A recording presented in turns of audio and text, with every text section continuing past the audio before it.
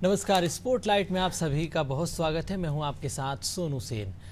उत्तर प्रदेश निकाय चुनाव में दूसरे चरण का मतदान खत्म हो चुका है। दूसरे चरण के लिए 370 निकायों के लिए 6,929 विभिन्न पदों पर 39,146 उम्मीदवार मैदान में रहे।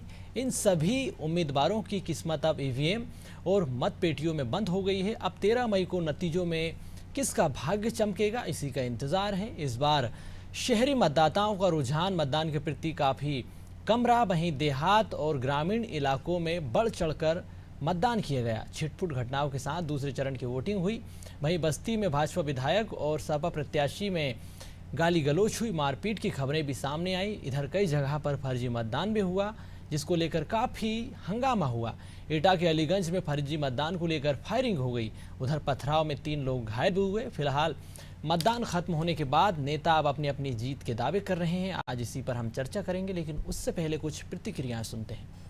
चौमुखी विकास की बात हो, ऊपरगामी सेतु की बात हो, मेट्रो चलाने की बात हो, भारतीय जनता पार्टी के शासन में विगत 6 वर्षों में बहुत काम हुआ है और यह जनता जानती है, समझ भी रही है कि उन्हीं का प्रधानमंत्री, उन्हीं का मुख्यमंत्री, उन्हीं का सांसद और अगर उन्हीं का विधायक और उन्हीं का नगर निकाय की सरकार बनेगी तो निश्चित तौर पर न धन की कोई कमी होगी और न विकास की कोई कमी होगी। वैसे भी विकास के लिए दिशा और दशा के साथ साथ सोच होना जरूरी है। विकास एक सोच है, साफ नियत के साथ किया गया विकास हमेशा जनता के लिए फलीभूत होता है और उसी पर भारतीय जनता पार्टी हमेशा से अग्रणी रही है। बिल्कुल आशान्वित है और उत्तर प्रदेश की जनता आश्चर्यजनक परिणाम देगी और कांग्रेस को उत्तर प्रदेश की जनता अपना आशीर्वाद देने जा रही है 13 तारीख को। और पिछले चुनाव में जिस तरीके से अफरा तफरी का माहौल था, हमने निर्वाचन आयोग से कंप्लेंट की, राज्य सरकार से भी कंप्लेंट की कि लोगों को वोट डालने का अधिकार से वंचित न किया जाए और आज भी हम इस पर कायम हैं। हम समीक्षा कर रहे हैं, जगह जगह से हमें पॉजिटिव रिपोर्ट मिल रही है। लेकिन निश्चित रूप से निकाय चुनाव में सीधा टक्कर समाजवादी पार्टी की भारतीय जनता पार्टी से है। उत्तर प्रदेश की जनता ने निकाय में भारतीय जनता पार्टी को कई बार मौका दिया और एक लंबे समय तक भारतीय जनता पार्टी नगर निगमों में काबिज रही, लेकिन इसके बावजूद जो नगर निगमों की स्थिति थी वो खराब होती जा रही है। जिस प्रकार से नगर निगमों में कूड़ा उठाने को लेकर के घोटाले हुए हैं, जिस प्रकार से गंदगी और आप समझ लीजिए कि गंदा पानी लोगों को पीने को मिल रहा है और जिससे कितने बच्चों की मलेरिया डेंगू से प्रदेश भर में मौतें हुई, सही समय पे फॉगिंग नहीं हुई। उत्तर प्रदेश की जनता इन मुद्दों को लेकर के समाजवादी पार्टी को वोट करेगी और भारतीय जनता पार्टी को नगर निगमों से हटाने जा रही है, ये बात निश्चित है। तो आज इसी पर हम चर्चा करेंगे। हमारे साथ भूदेव शर्मा जी जुड़ चुके हैं, प्रवक्ता हैं कांग्रेस के। अशोक पांडे जी जुड़ गए हैं, प्रवक्ता हैं बीजेपी के। मनीष सिंह जुड़ चुके हैं, सपा के प्रवक्ता हैं। और प्रभात त्रिपाठी जी, वरिष्ठ पत्रकार। आप चारों का बहुत स्वागत। सबसे पहले आप ही के पास आऊँगा। अशोक जी, जिस तरीके से लगातार आपके नेता और कार्यकर्ता जीत का दावा कर रहे हैं, कितने आश्वस्त नजर आ रहे हैं आप? देखिए, निश्चित तौर पे हम आश्वस्त इसलिए हैं कि हमने काम किया है। काम जब होता है तो बोलता है। उत्तर प्रदेश की जनता का विश्वास हमने हासिल किया है। हमारी जो भी योजनाएं थी, हिंदू मुसलमान सिख पठान नगड़ा पिछड़ा हमने नहीं देखा और उन योजनाओं को अंतिम आदमी तक पहुंचाने का भी काम किया। उसके बाद कोरोना संक्रमण जब आया, कोरोना संक्रमण काल में हमारे पार्टी कार्यकर्ताओं ने, हमारी सरकार ने जिस तरह से काम की कि लंदन के सांसद ने वो कहा कि अगर योगी जी जैसा मुख्यमंत्री या नेता अगर लंदन में आ जाए तो लंदन का सुधार हो जाए। जिस तरह की व्यवस्था हुई थी और जिस तरह से जान सांसद में लगा के भाजपा कार्यकर्ताओं ने गली गली जाके लोगों को अन्न दिया, सैनिटाइजर दिया, भोजन की व्यवस्था कराई, सिलेंडर की व्यवस्था कराई, ये प्रदेश की जनता देख रही। उस समय अखिलेश यादव कहते थे, अरे बाप रे बाप, मोदी की वैक्सीन लगवाएंगे, हम जब सत्ता में आएंगे तो लगवाएंगे। उनका कहना अगर जनता मान ली होती तो आधे लोग मर गए होते। उनके पिताजी ने भी वैक्सीन लगा लिया, उन्होंने भी वैक्सीन लगा लिया। पूरे प्रदेश की जनता देख रही थी। इस तरह का विपक्ष आज तक नहीं देखा गया कि जिस तरह से एक आई थी बीमारी, उस पर भी राजनीति का प्रयास किया। इसलिए उत्तर प्रदेश में 2 बार झाड़ू लग रहा है। एक झाड़ू कई पर दूसरा गलियों में लग रहा है। बिल्कुल। गुंडई पर आपने देखा जिस तरह से पूरे प्रदेश में आज गुंडागर्दी खत्म हो रही है, योगी जी झाड़ू लगा रहे हैं। अब मोदी जी ने स्वच्छता अभियान को सबसे पहले शुरू किया। जब पीएम ने झाड़ू उठाया तो सीएम ने झाड़ू उठाया, फिर डीएम ने झाड़ू उठाया। लोग बोलते हैं स्वच्छता की बात, लेकिन किसी ने किया नहीं। क्योंकि हमारी सरकार ने आज 2-2 बार झाड़ू लग रहा है, आगे हो रही है। इसलिए हम कह सकते हैं कि उत्तर प्रदेश में भारतीय जनता पार्टी नगर निगम और नगर पंचायत में निश्चित तौर पे भाजपा का परचम लहराएगा। बिल्कुल। भूदेव शर्मा जी, जीत के दावे तो आपके नेता भी कर रहे हैं, कार्यकर्ता भी कर रहे हैं, काफ़ी मेहनत की कार्यकर्ताओं ने, और सवाल भी आप उठा रहे हैं कि जिस तरीके से फर्जी मतदान को लेकर आपने सवाल उठाए और पुलिस प्रशासन पर भी कई आरोप लगा रहे हैं आप। देखिए सोनू जी, आज भारतीय जनता पार्टी का जो चेहरा है वो सभी के सामने आ चुका है। इसमें कोई दोहराई नहीं है कि विकास के नाम पर तो ये बात करते नहीं है, ये तो खैर हर किसी को पता है। लेकिन इनकी जो जाने की शुरुआत है वो हर जगह से शुरू हो चुकी है, चाहे वो नगर निगम के चुनाव हो या पंचायती राज में हो, ग्रामीण क्षेत्र में, या फिर विधानसभा के हो, हर जगह से इनके जाने की शुरुआत हो चुकी है। तो निश्चित तौर पर उत्तर प्रदेश में इस बार कांग्रेस पार्टी अपनी अच्छी वापसी कर रही है और भारतीय जनता पार्टी का पूरी तरह सुपड़ा साफ होने वाला है। बिल्कुल। देखिए, मैं बता देता हूँ, इन्होंने जो काम किए उनको मैं बता देता हूँ क्या काम किए हैं। अभी आप आगरा चले जाइए, ये बोलते हैं स्वच्छ भारत, गंदगी कितनी है आप देख लीजिए, कहीं दूर जाने की जरूरत नहीं है। आगरा में चले जाइए, हमारे पड़ोस में ही है, इसलिए मैं बता रहा हूँ, डेली देखता हूँ उसको। तो इस तरह से जो और ऐसे तमाम काम है, चाहे अगर इनकी उत्तर प्रदेश सरकार की बात करें तो बेरोजगार युवाओं को लेकर के कोई बात हो तो ये रोजगार को लेकर के कोई बात नहीं करना चाहते। ट्विटर पे भी फर्जी ट्वीट करेंगे कि इतनी नौकरियां थी, फिर वो डिलीट करते हैं। तो निश्चित तौर पे जो उत्तर प्रदेश में गुंडा राज फैल चुका है उसके अब जाने की शुरुआत हो चुकी है। यहाँ से पहले ये नगर निगम में जाएंगे, उसके बाद में आप देखना विधानसभा में भी इनको वहां की जनता इनको भगाने का काम करेगी। जो गुंडा राज वहां फैल चुका है, जो कानून का शासन वहां खत्म किया जा चुका है, उसको जनता वापस से लेके आएगी और भारतीय जनता पार्टी का सुपड़ा साफ होगा।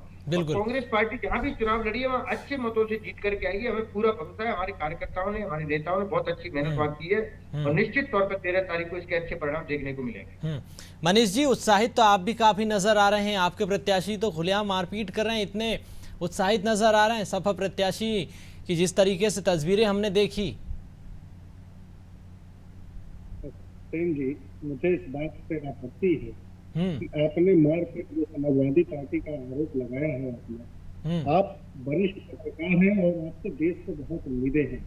हमारी पार्टी की बुलंदशहर की नगर पालिका की उम्मीदवार थी श्रीमती अर्चना पांडा जी, उनको जिस तरह से भारतीय जनता पार्टी के प्रत्याशी और वहां पर समर्थकों ने मारा पीटा, उसको एक बार भी आप नहीं बता रहे। इस तरह का दोहरा मापदंड अगर पत्रकारिता के क्षेत्र में आप जैसे युवा पत्रकार अगर रखेंगे तो इस तरह की समाज हमारा कहाँ जाएगा।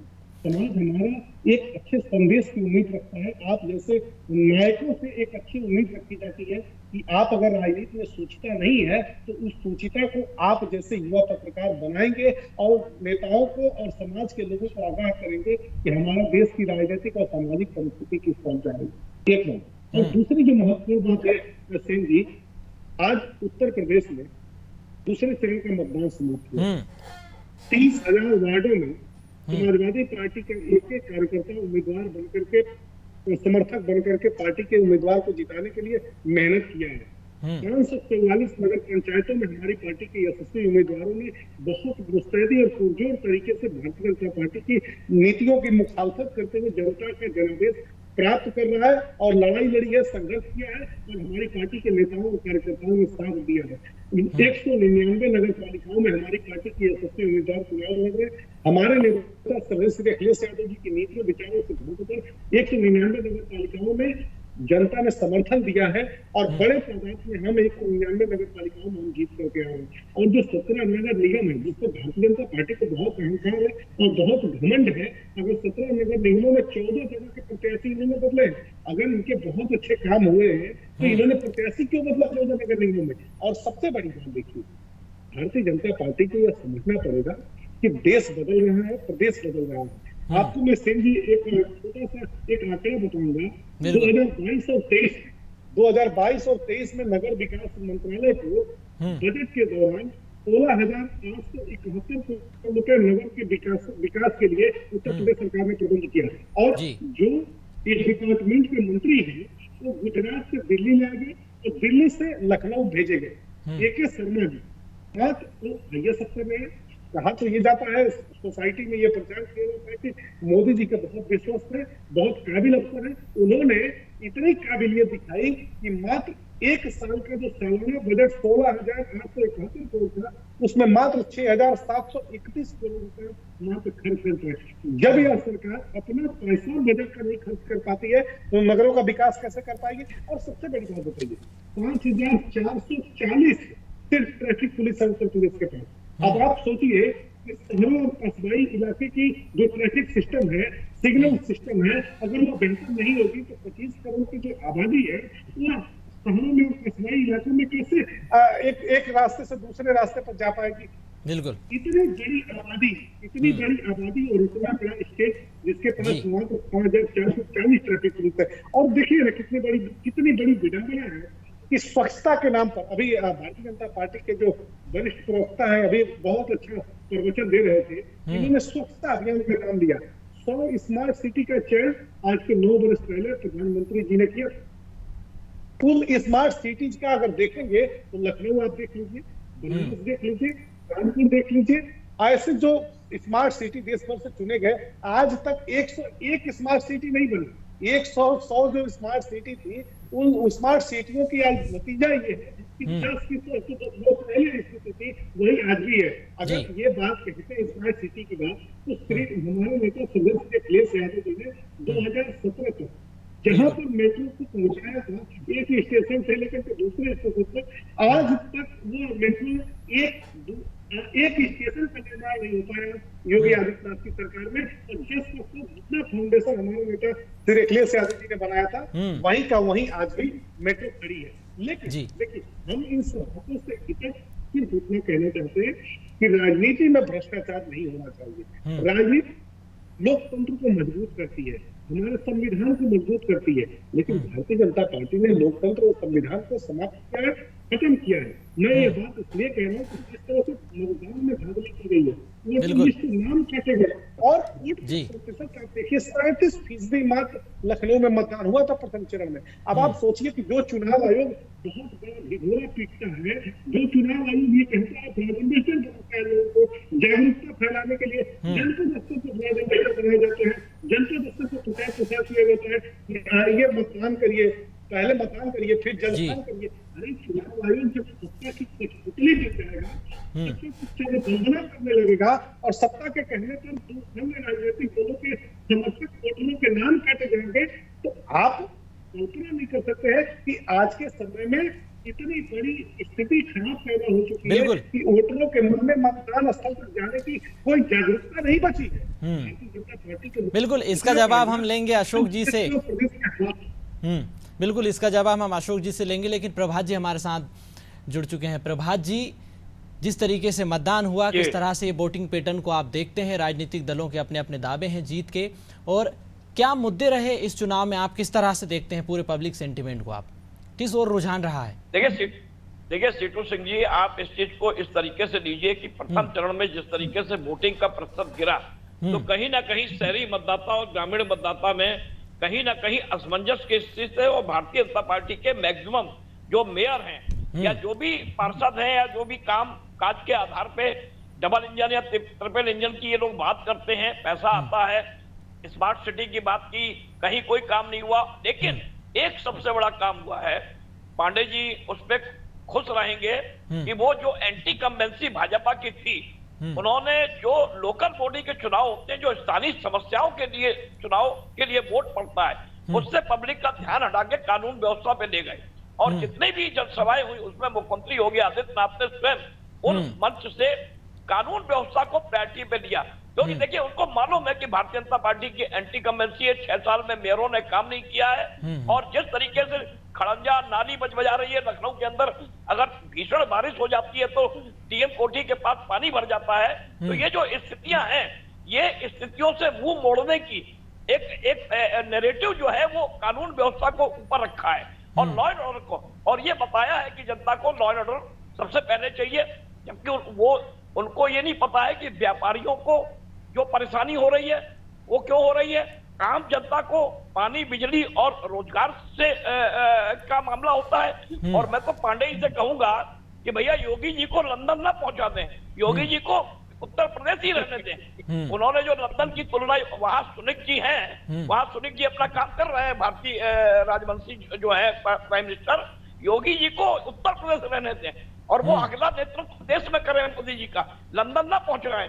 इतना उत्साहित होकर इतनी लंदन पहुंचा रहे हैं, तो मेरी रिक्वेस्ट है उनसे।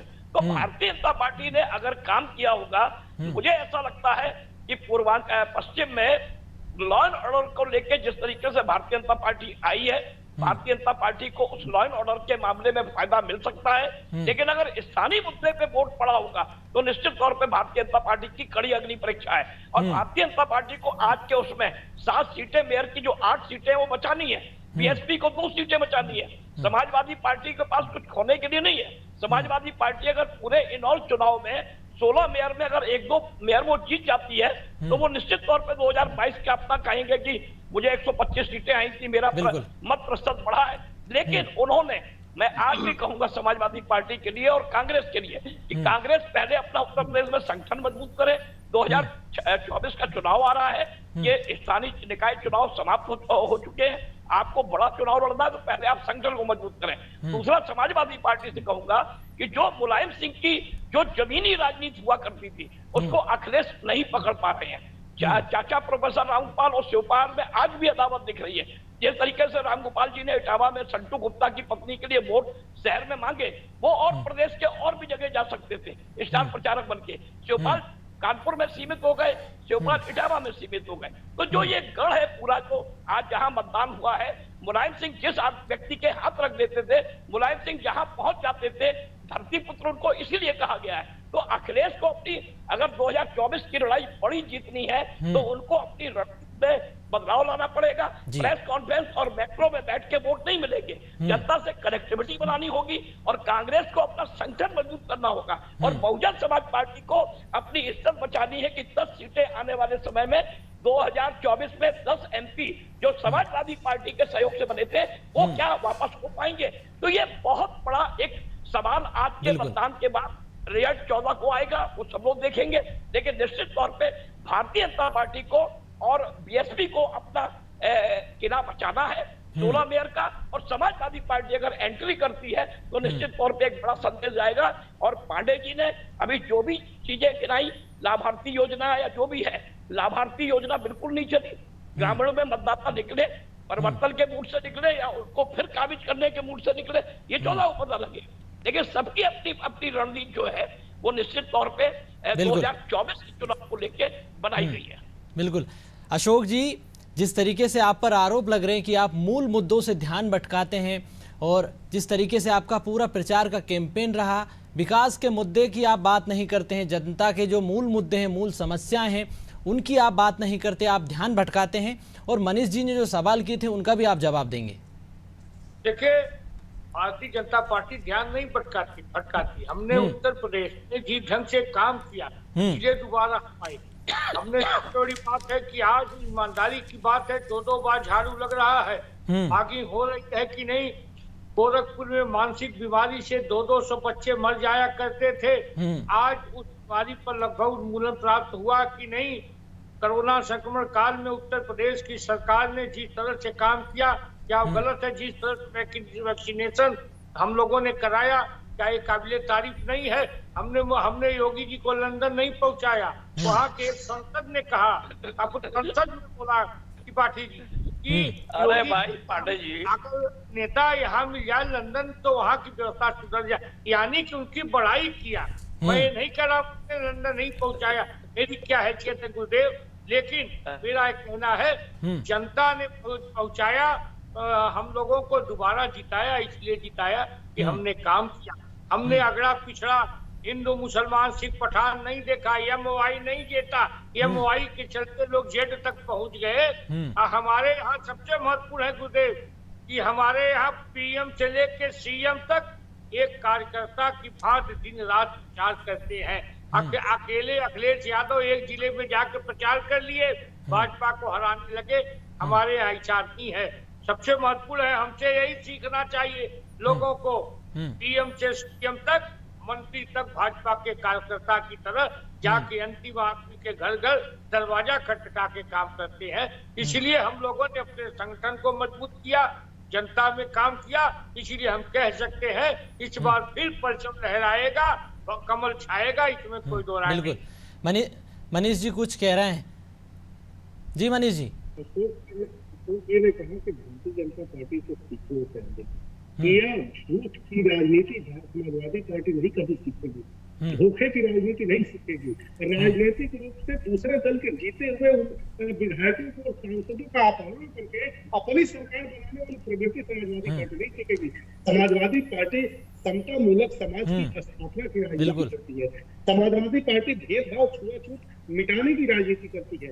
समाजवादी पार्टी समानता की बात करती है। समाजवादी पार्टी एकता और अखंडता की बात करती है। जो कि समाजवादी पार्टी झूठ छाल और प्रपंच की राजनीति नहीं करती है। और सबसे बड़ी बात तो कि जो बात आप कह रहे हैं, जिस वातावरण में आप ये बात कह रहे हैं, आज के समय में उत्तर प्रदेश में कोई भी, अभी आपने कहा कि 35 लाख करोड़, मैं आपको जानकारी के लिए बता दूंगा अशोक जी कि इन 6 वर्षों में 1,25,000 करोड़ रुपए नगर विकास मंत्रालय को विकास के लिए मिला।